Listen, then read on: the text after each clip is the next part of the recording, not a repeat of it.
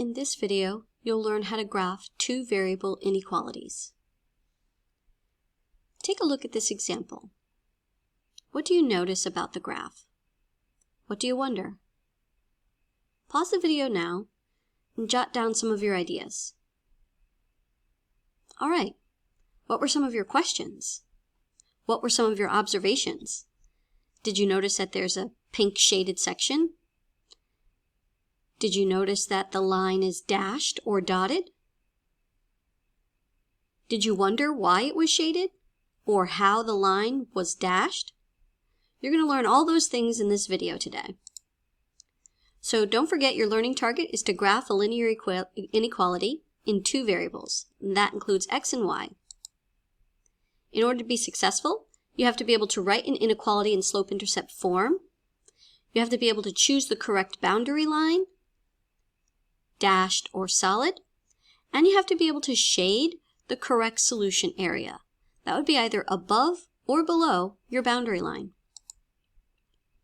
All right, a linear inequality is similar to an equation, right? An equation is when you have an equal sign, and an inequality is when you have either a greater than or less than symbol.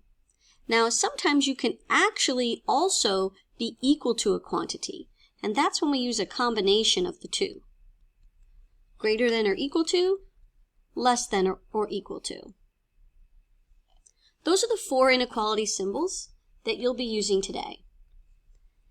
And the inequality determines your boundary line. Right? The line in which you're going to draw today is either going to be dashed or solid. If you can be equal to something, then that means your line will be solid.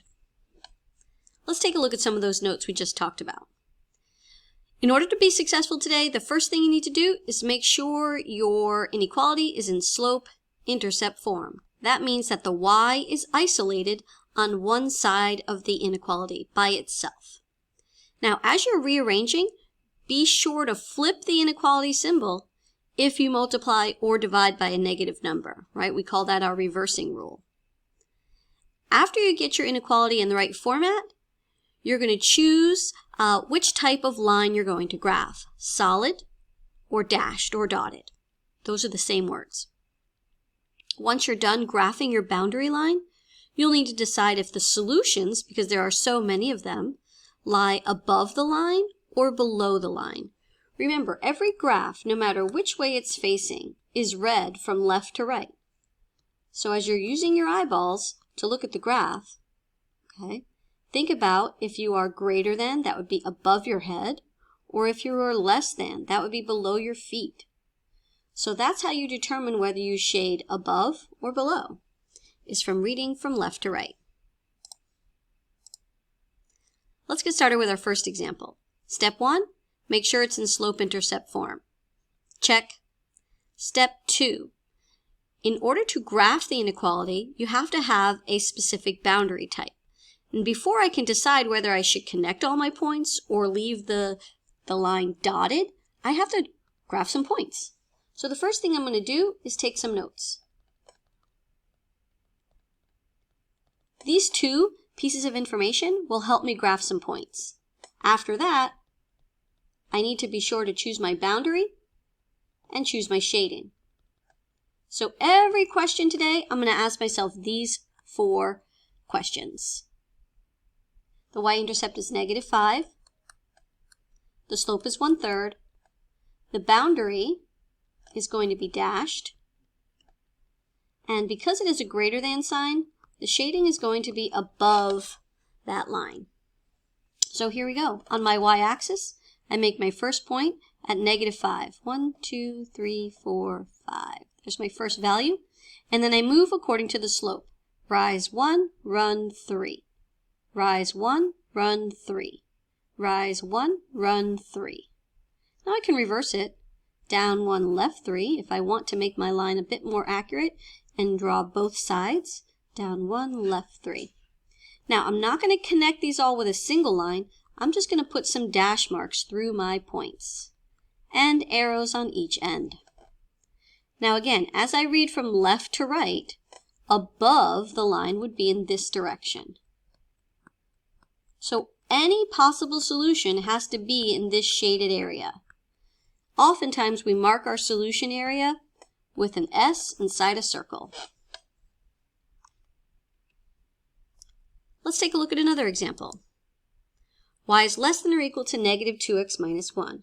Again, take some notes. The y-intercept is negative 1. The slope needs to be a fraction, so I'm going to put a 1 in the denominator.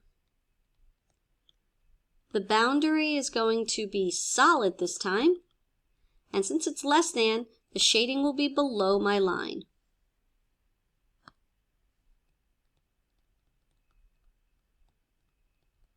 All right, we're ready to begin. The y-intercept is negative 1. The slope is down 2, right 1. Down 2, right 1. Down 2, right 1. Down 2, right 1.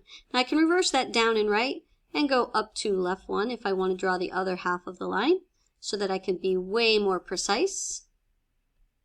And again, this one has a solid boundary because the inequality has an equal to sign. That's how my boundary is solid. So I actually connect the points, draw my arrows, and now, if I'm reading from left to right, this would be below the line.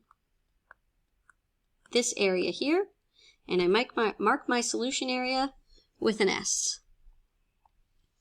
All right, the next one's going to require us to do a little bit of manipulating. So I'm going to move my X to the other side of the inequality. And now I'm going to divide by my coefficient. Don't forget, if you divide by a negative value, you reverse. Oops, I actually messed up here. I put an equal sign by habit. It's supposed to be a greater than sign. Now, because I'm dividing by a negative, I'm going to reverse this symbol to go the other way. All right, let's start graphing. Y-intercept is negative 6. The slope is up 5 over 2, up 5 over 2, up 5 over 2. The line is going to be dashed because there's no equal to sign. And it's less than, so that means the shading is below the line. Don't forget to put an S inside a circle in your solution area. All right, last one. This one requires some manipulating as well.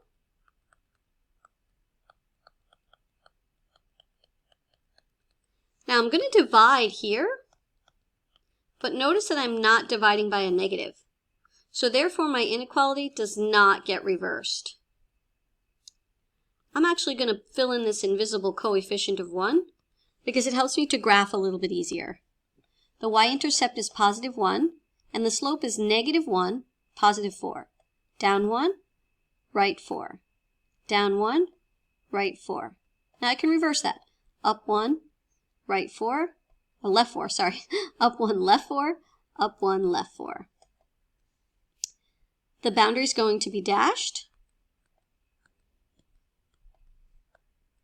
And it's going to be lower than the line.